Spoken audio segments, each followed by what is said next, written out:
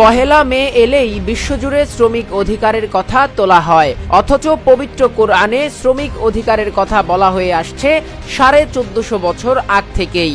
বর্তমান সময়ে যারা মুখে মুখে শ্রমিকদের অধিকারের কথা আওড়ায় তাদেরকে জানা উচিত মহান আল্লাহ তাআলা এসব মেহনতি মানুষদের ব্যাপারে কতই না গুরুত্বের কথা বলেছেন।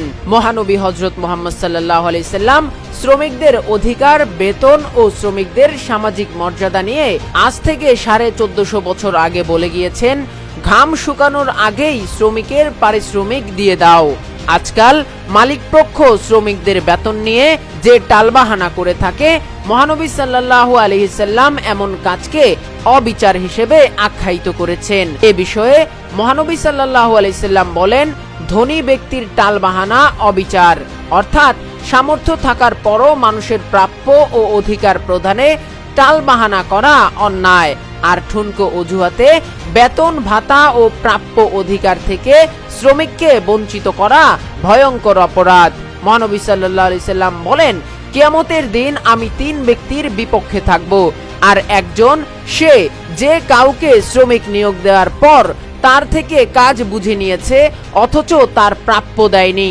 বিশ্লেষকরা বলছেন, শ্রমিকের অধিকার ও মানবিক মর্যাদা এবং মালিকের প্রাপ্য সেবা লাভের এমন ভারসাম্যপূর্ণ শ্রমনীতি একমাত্র ইসলামই দিয়েছে।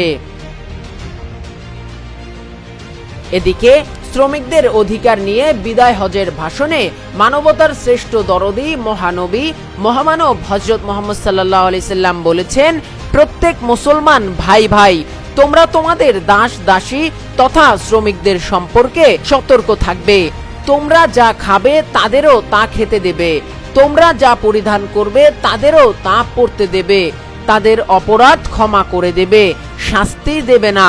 ভাষণ শেষে কোরআনের শেষ আয়াতটি নাজিল হয়েছিল, আজকের এই দিনে তোমাদের দিনকে পূর্ণ করে দিলাম, তোমাদের উপর আমার নিয়ামত পূর্ণ করে দিলাম, ইসলামকেই তোমাদের উপর দিন হিসেবে মনোনীত করলাম। বিশ্বব্যাপী সব ধর্মাবলম্বীর পণ্ডিতরাই অকপটে স্বীকার করে নিয়েছেন, শ্রমিক অধিকারের পক্ষে ইসলাম যেসব কথা পৃথিবীবাসীকে জানিয়েছে এর চেয়ে শ্রম অধিকারের পক্ষের শক্তিশালী কোনো দ্বিতীয় ভাষা কিংবা নীতি নেই।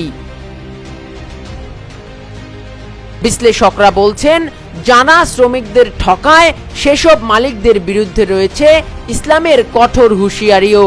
মহানবী সাল্লাল্লাহু আলাইহি সাল্লাম এ ব্যাপারে উচ্চারণ করে বলেন, যে জাতির দুর্বল লোকেরা জোর জবরদস্তি ছাড়া তাদের পাওনা আদায় করতে পারে না, সেই জাতি কখনো পবিত্র হতে পারে না। হাদিসে কুদসিতে এসেছে, আল্লাহ তাআলা বলেন, কিয়ামতের দিন আমি তাদের বিরুদ্ধে থাকব যারা বিশ্বাসঘাতকতা করে, মানুষকে বিক্রি করে এবং ওই ব্যক্তি যে কাউকে কাজে নিয়োগ করলো অতঃপর সে তার কাজ পুরোটা করলো কিন্তু সে তার ন্যায্য মজুরি দিল না।